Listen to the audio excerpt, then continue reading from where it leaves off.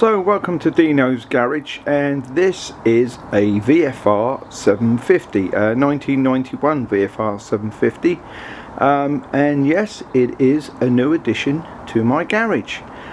Just picked this up today from Harrow, just outside of London, and yeah, you're going to walk around with me and look at it for the first time. Now I must admit, I have been slightly, as always I suppose, buying blind to a degree and not seeing the bike beforehand. I have been slightly misled by the advert.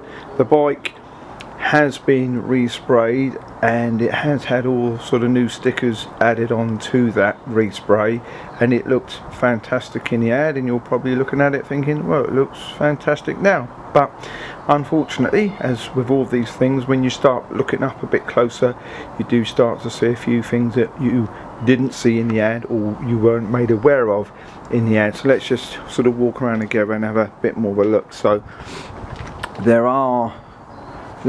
here there seems to be some sort of glue stuff that's sort of gone down here and a bit messy. When you look, I think there's a crack under there, so that's not right, so that needs to be repaired.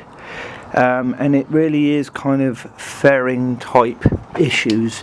There's a scratch there and across there, although this looks nice, but you can see that's rattling. There's a bolt missing from there and that's not fixed in place. Has a sort of stubby type end can on this, which kind of looks okay. It looks perhaps a little bit odd on a VFR, but I'll probably tidy it up and it'll look a little bit better once I've finished with it.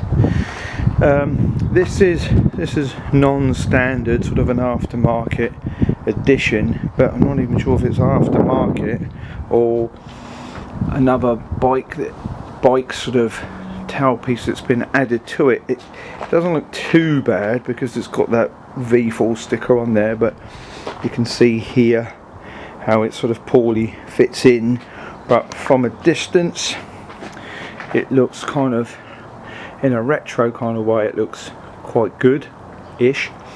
But this is the really bad bit. Now I think what's happened is this has fallen over in its previous time, then been resprayed with new stickers put over the front of it, but here is some cracked sort of damage.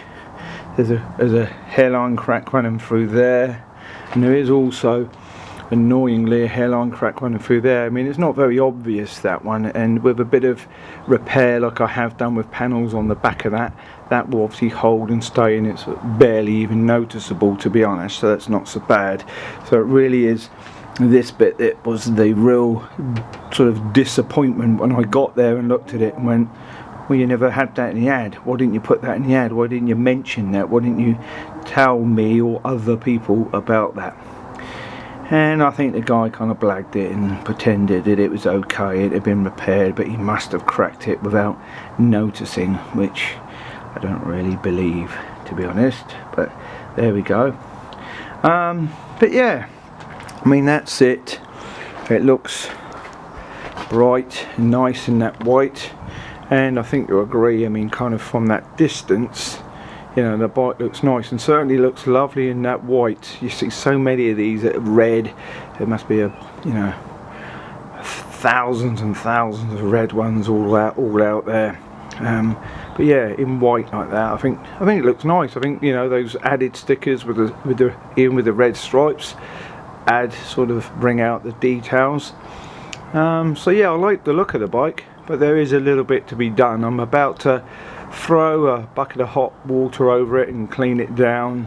The exhaust is blowing, so that will need a look out. I should need to take fairings off tomorrow if I get some time, and then really sort of get in and have a look at why the exhaust is blowing. But I think in theory that's the only real problem, hopefully, with it sort of running and riding and MOTs, etc. But yep, so that is it, the new addition to Deano's Garage, the 1991 VFR750f, and yeah, I'll show you some more details of this, obviously, as we sort of get under the skin of it and probably find a few more issues.